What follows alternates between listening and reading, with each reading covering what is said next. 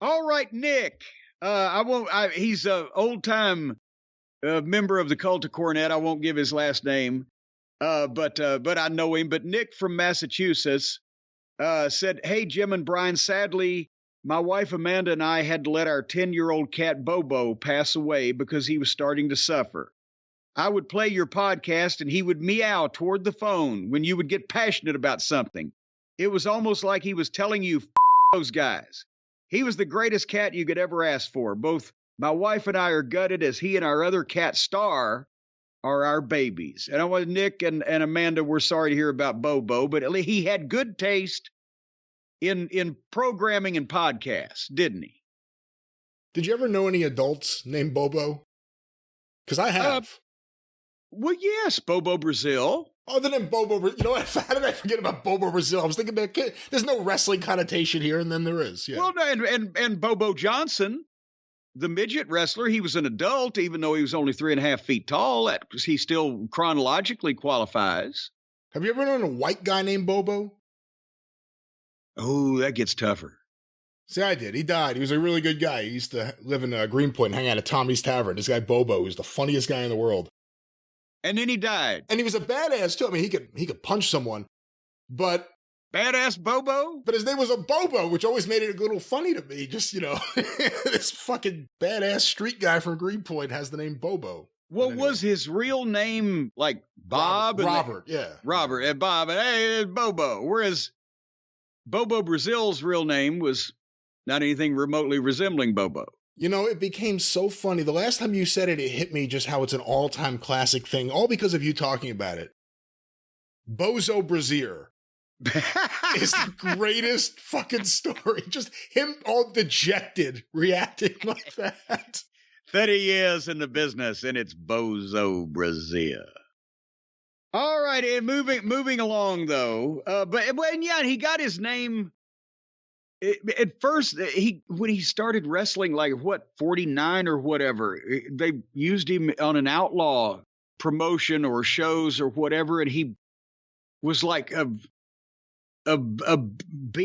goddamn, what was the name? He was supposedly either a cannibal or a savage from Brazil or something, and then it just kind of mutated. Steve Johnson or somebody from the Wrestling Hall of Fame or whatever is going to chastise me for not remembering that story. You ever see any of those early pictures of Bobo Brazil before he really had the weight on him? And it almost looks like a different person. Yeah. Facially even. His face is a different shape almost.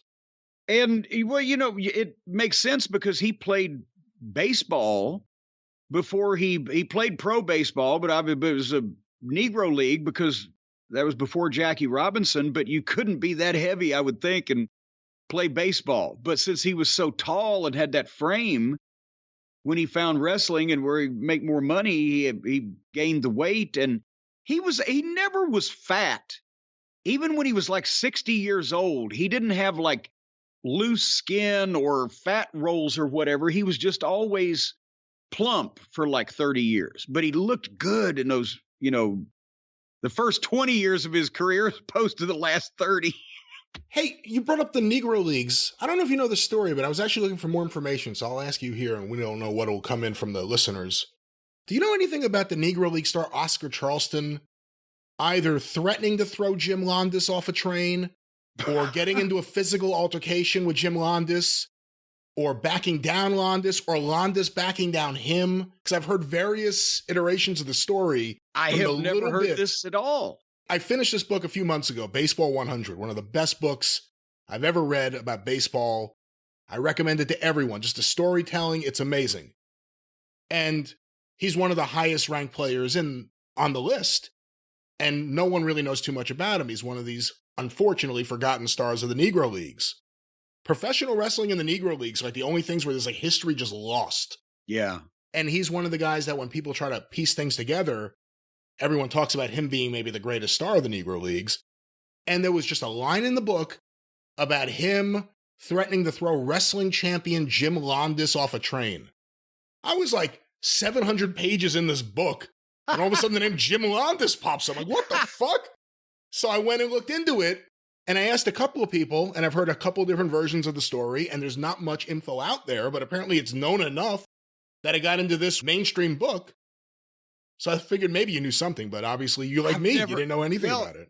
Yeah, but at the same time, in those days, this guy, he wouldn't have had a platform to tell the story. And if it was... That's right. If it was the days where Londos was and I know somebody's going to say, oh, geez, Cornette and his wrestling, blah, blah, blah. If Jim Londos was the current champion at the time, he was one of the biggest sports stars in the country. And the Negro Leagues got practically no publicity whatsoever, except amongst their audience, and never the twain met.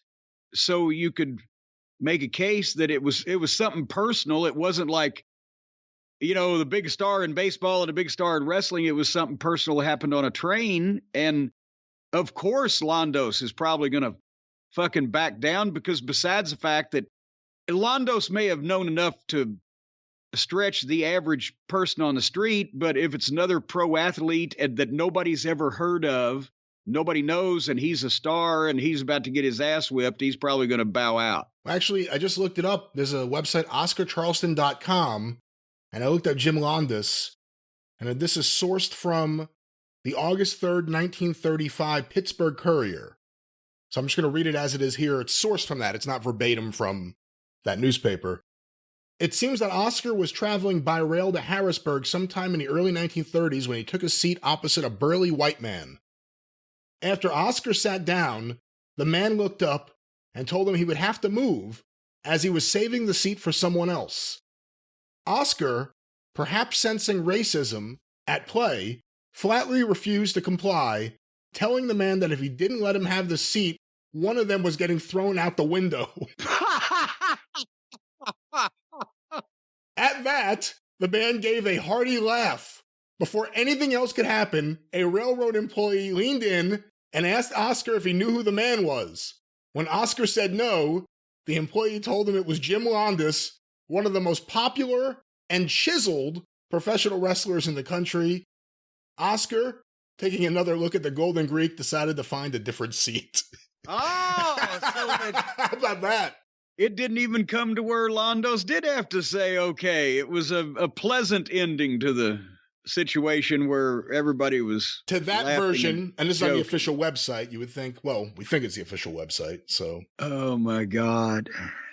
Yeah, I'll just throw you off the train. One of us is going out that window. I love that line. Yeah, well, you know what would have been the ultimate fucking pop is if the guy jumped up and dove out the window on him. Well, that settles that. Yeah, well, there you go. Can you imagine Londos is sitting there and he's like, excuse me, I'm saving that seat for someone. Who knows who he had coming? His wife, his girlfriend, who knows? And the guy's like, I'm not moving, but if one of us is going out that window.